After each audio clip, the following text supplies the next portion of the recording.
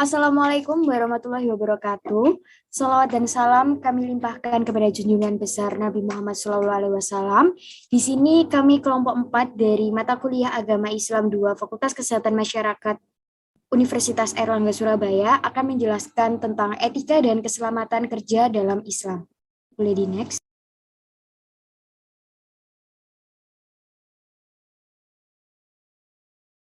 Berikut anggota kelompok kami ada Widowati Basuki, Hilda Awalusiam, Sofia Hanin Azahra, Lutfia Putri Sahara, Asti Alia Rahmadia, Zahwa Aurelia Syafila, Diva Novenda, Rika Aulia Ajani, Nanda Almas Norberta, dan Siti Nur Ainun Nadia. Yang pertama ada pendahuluan. Jadi pekerjaan yang halal menurut Islam adalah pekerjaan halalan thayyiban atau pekerjaan yang selain menitik beratkan pada unsur halal, juga menekankan pentingnya kebaikan dalam upaya mendapatkannya. Nah, oleh karena itu, masyarakat itu harus menggaungkan pada seluruh orang di sekitarnya bahwa bekerja dengan menerapkan prinsip halalan thayyiban ini sama dengan ibadah kepada Allah Subhanahu wa Ta'ala. Bekerja dalam Islam ini adalah pekerjaan berharga yang tidak hanya berfungsi untuk memenuhi kebutuhan sehari-hari, tetapi juga untuk mempertahankan martabat dan harga diri manusia. Bekerja dengan menggunakan tangan sendiri sangat dihargai dalam Islam. Dalam salah satu hadis riwayat Al-Bukhari disebutkan, tidak ada makanan yang lebih baik bagi seseorang daripada apa yang dia konsumsi dari hasil jerih payah tangannya sendiri. Akibatnya, pekerjaan adalah persyaratan paling signifikan untuk mendapatkan apapun yang dibutuhkan seseorang setiap hari. Seluruh masyarakat mengetahui bahwa bekerja memiliki kecenderungan untuk mencari kebutuhan material dan hal tersebut seringkali dipengaruhi oleh emosi. Keterlibatan emosi itulah yang dapat membedakan etika bekerja satu orang dengan yang lainnya. Akan tetapi, apabila hal tersebut tidak bisa dikendalikan dalam diri setiap orang, maka dapat menimbulkan kezaliman antar satu sama lain. Bisa next? Jadi topik-topik yang akan kita bahas pada presentasi kali ini, yang pertama itu ada etika dalam Islam, yang kedua sistem etika dalam Islam, yang ketiga etika kerja dalam Islam, yang keempat prinsip etika kerja dalam Islam, yang kelima keselamatan kerja dalam Islam, yang keenam implementasinya. Yang selanjutnya akan dilanjutkan oleh teman saya. Di topik pertama ini, kita akan membahas etika dalam Islam. Nah, secara etimologi, kata etika terdiri atas dua kata, yaitu ethos dan etikos yang berasal dari bahasa Yunani. Ethos sendiri memiliki arti sifat watak kebiasaan, tempat yang biasa. Lalu, etikos memiliki arti susila, keadaban, kelakuan, dan perbuatan yang baik. Nah, sedangkan dalam KBBI, yaitu Kamus Besar Indonesia, etika adalah ilmu tentang apa yang baik dan apa yang buruk, dan tentang hak dan kewajiban moral atau akhlak.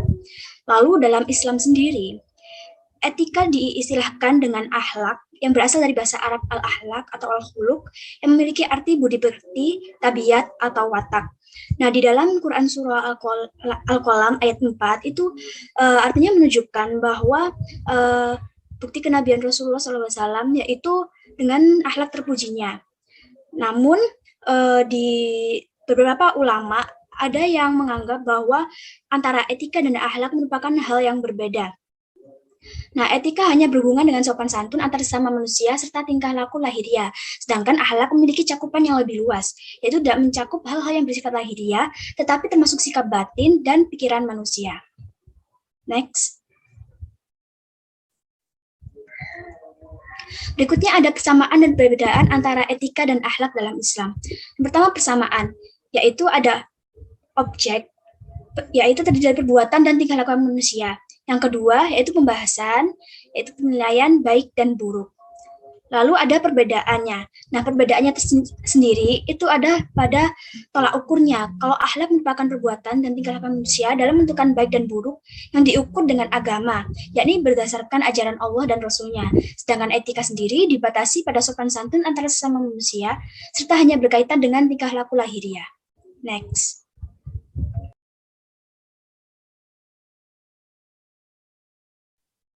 Selanjutnya yaitu sistem etika dalam Islam. Sistem etika Islam berbeda dari sistem etika sekuler dan dari ajaran moral yang diyakini oleh agama-agama lain. Sepanjang rentang sejarah peradaban, model-model sekuler ini mengasumsikan ajaran moral yang bersifat sementara dan berubah-ubah karena didasarkan pada nilai-nilai yang diyakini para pencetusnya, misalnya ajaran tentang kebahagiaan demi kebahagiaan semata. Di sini terdapat 6 sistem etika yang saat ini mendominasi pemikiran etika pada umumnya. Yang pertama yaitu relativisme. Etika dianggap relatif karena dilihat dari kepentingan atau kebutuhan pribadi. Yang kedua yaitu utilitarianisme. Etika dilihat dari segi kegunaan atau manfaat, umumnya manfaat ekonomis atau material bagi masyarakat. Yang ketiga yaitu universalisme. Etika dianggap bernuansa universal, dianggap sama di semua tempat, dan standarnya dilihat dari motivasi keputusan atau tindakan. Yang keempat yaitu right atau hak-hak. Etika yang menekankan nilai-nilai individu, kebebasan untuk memilih. Lalu ada distributive justice atau keadilan distributif. Keputusan etika yang menekankan nilai-nilai individu, keadilan, dan menegaskan pembagian yang adil atas kekayaan dan keuntungan. Lalu yang terakhir ada eternal law atau keputusan etis dibuat berdasarkan hukum Tuhan yang termaktub dalam kitab suci. Lalu selanjutnya ada parameter kunci sistem etika Islam, yaitu yang pertama, berbagai tindakan atau keputusan disebut etis bergantung pada niat individu yang melakukannya. Allah Maha Kuasa dan mengetahui apapun niat kita sepenuhnya dan secara sempurna. Lalu, niat baik yang diikuti tindakan yang baik akan dihitung sebagai ibadah. Niat yang halal tidak dapat mengubah tindakan yang haram menjadi halal. Lalu ada Islam memberikan kebebasan kepada individu untuk percaya dan bertindak berdasarkan apapun keinginannya, namun tidak dalam hal tanggung jawab dan keadilan. Lalu selanjutnya percaya kepada Allah Subhanahu wa Ta'ala memberi individu kebebasan sepenuhnya dari hal atau siapapun kecuali Allah Subhanahu wa Ta'ala. Lalu keputusan yang menguntungkan kelompok mayoritas maupun minoritas tidak secara langsung bersifat etis dalam dirinya. Yang terakhir, Islam mempergunakan pendekatan terbuka terhadap etika, bukan sebagai sistem yang tertutup dan berorientasi diri sendiri. Next. Selanjutnya ada etika kerja dalam Islam. Etika kerja dalam Islam adalah sebagai perangkat nilai atau sistem kepercayaan yang diturunkan dari Al-Quran dan sunnah atau hadis mengenai kerja dan kerja keras. Hal ini tertuang dalam salah satu firman Allah dalam Al-Quran, surat Az-Zumar ayat 39 yang berarti, katakanlah, hai kaumku, bekerjalah sesuai dengan keadaanmu. Sungguhnya aku akan bekerja pula, maka kelak kamu akan mengetahui. Berdasarkan ayat Al-Quran di atas, menunjukkan bahwa Islam memiliki sikap dan pandangan bahwa kerja keras merupakan perintah Allah bernilai ibadah yang harus ditunaikan manusia. Lalu menurut Ali dan Al-Waihan, etika kerja dalam Islam adalah orientasi yang membentuk dan mempengaruhi keterlibatan dan partisipasi penganutnya di tempat kerja. Next. Etika kerja dalam Islam dibangun berdasarkan 4 konsep utama, yaitu usaha, kompetisi, transparansi, dan perilaku bertanggung jawab.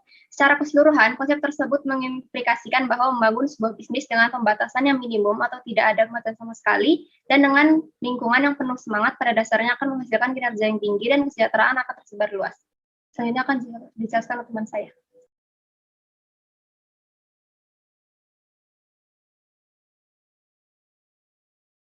Baik, untuk yang selanjutnya kita akan membahas mengenai prinsip kerja dalam Islam. Nah, untuk yang pertama, untuk prinsip yang pertama ini ada bekerja dengan niat yang ikhlas demi mencapai ridha Allah Subhanahu Wa Taala.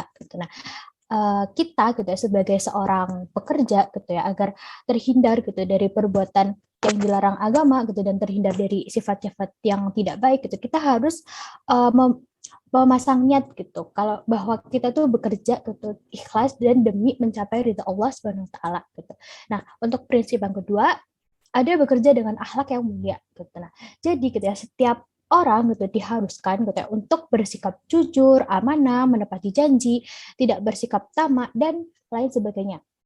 Yang ketiga ada bekerja secara halal dan tidak melanggar syariat Islam. Nah, bekerja secara halal dan juga tidak melanggar syariat Islam ini tuh wajib hukumnya untuk dilakukan karena agar para pekerja ini tuh bisa memahami segala bentuk tindakan yang halal dan juga yang haram.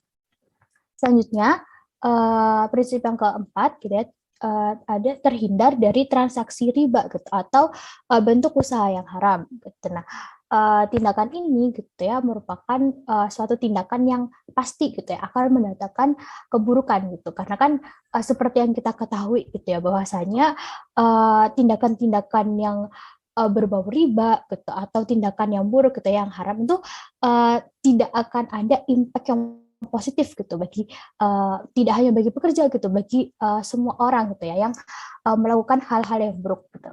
Selanjutnya ada prinsip yang kelima gitu ya. Ini terhindar dari tindakan yang dapat merugikan orang lain gitu. Nah, jadi gitu ya setiap orang itu harus bisa menjadi mitra gitu, mitra kerja gitu ataupun menjadi seorang kompetitor yang bermoral gitu, karena bagaimanapun juga gitu ya ketika kita bekerja gitu ya, ketika kita menjadi seorang pekerja gitu di situ kita tidak hanya menjadi seorang mitra gitu, tapi kita juga menjadi seorang kompetitor gitu bagi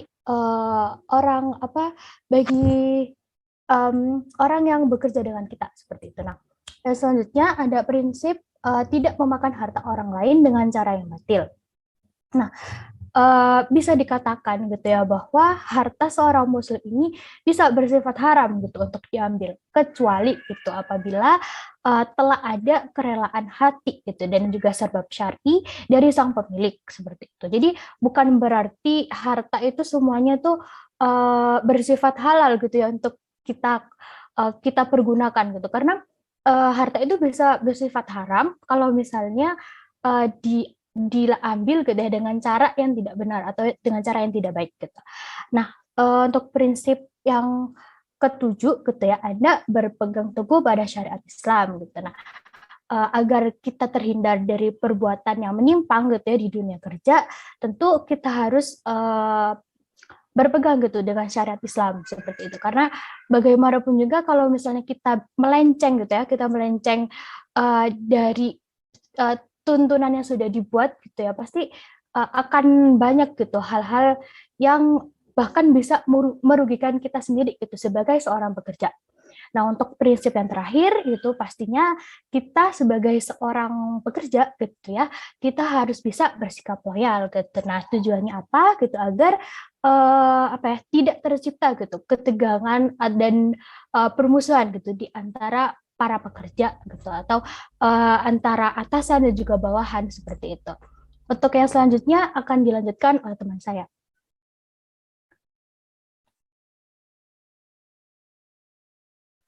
Baik, untuk yang selanjutnya terdapat beberapa ayat yang dapat menyiratkan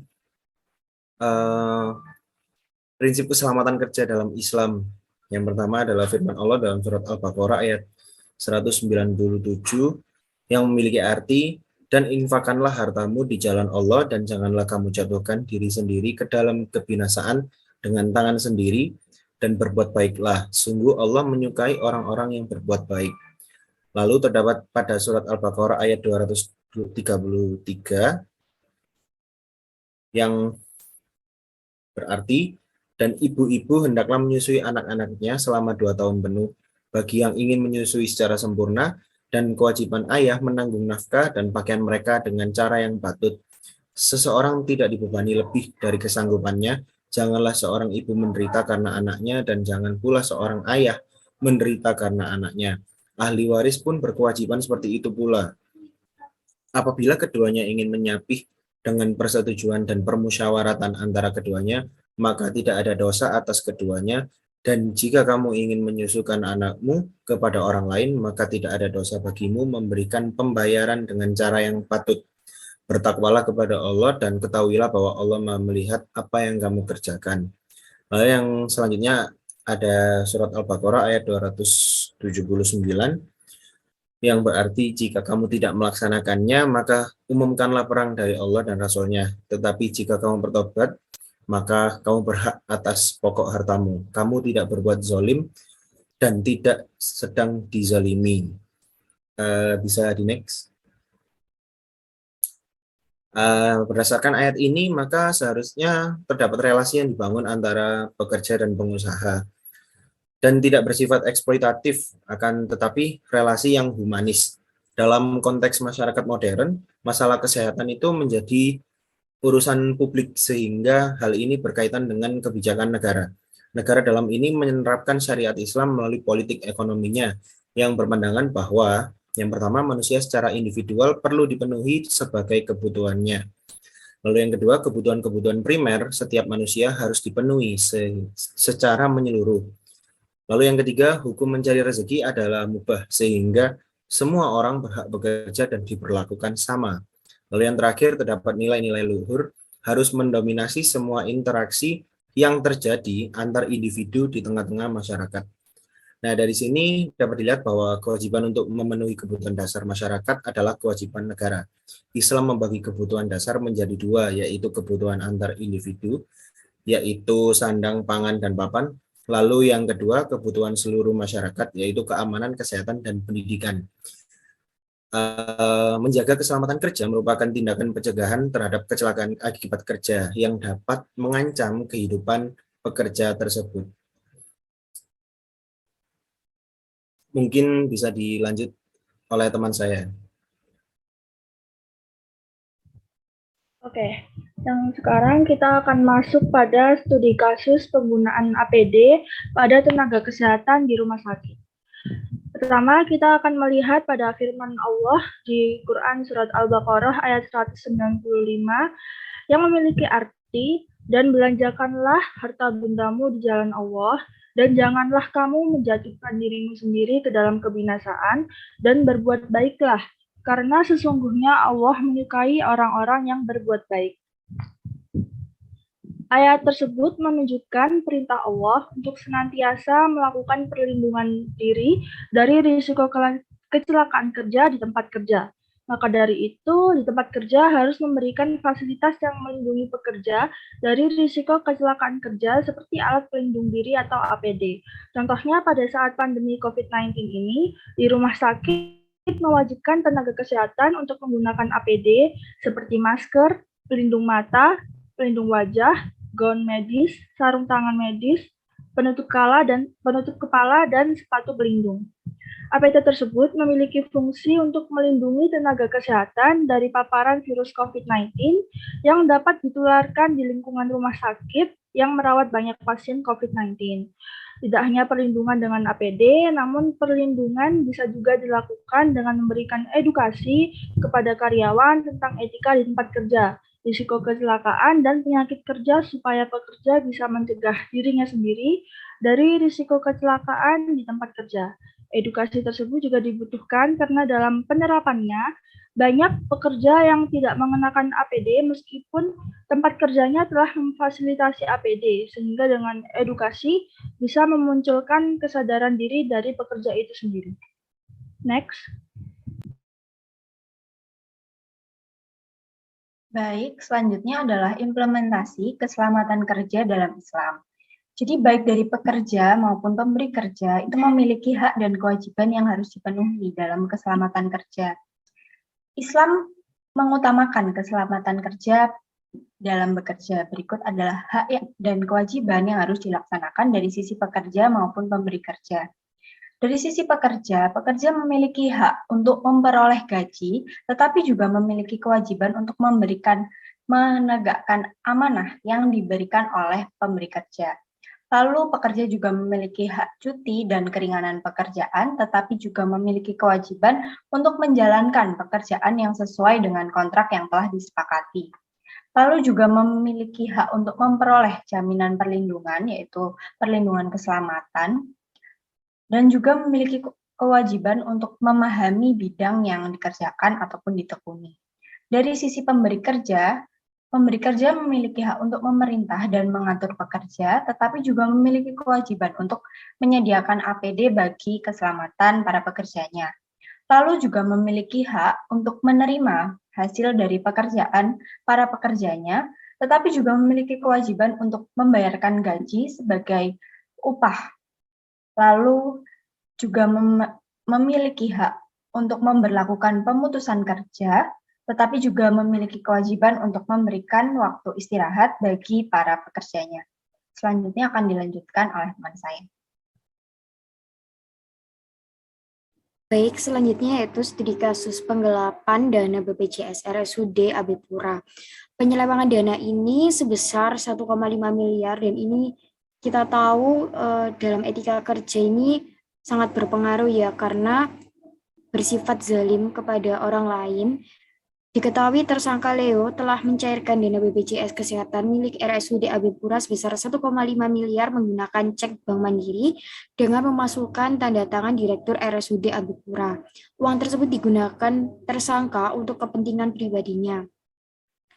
Di sini perilaku korupsi ini tidak baik dan dalam Al-Quran terdapat di surat Al-Baqarah ayat 188, dan janganlah kamu makan harta di antara kamu dengan jalan yang batil, dan janganlah kamu menyuap dengan harta itu kepada para hakim dengan maksud agar kamu dapat memakan sebagian harta orang lain itu dengan jalan dosa, padahal kamu mengetahui.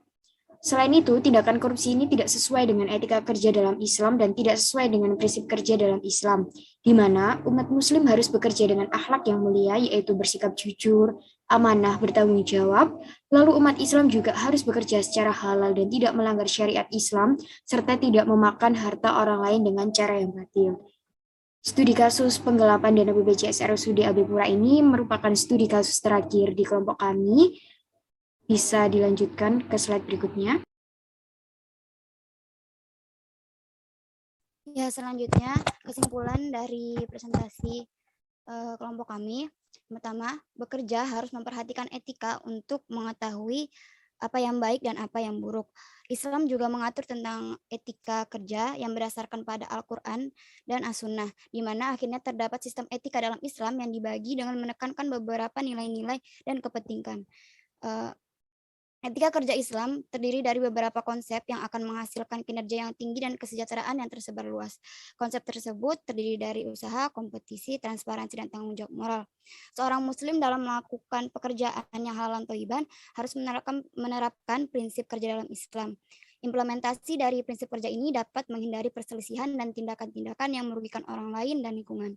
Selain itu, dengan penerapan prinsip kerja dalam Islam ini juga dapat menjaga konsistensi dalam berperilaku baik selama bekerja dan munculnya sikap untuk bekerja keras serta tidak bergantung pada orang lain.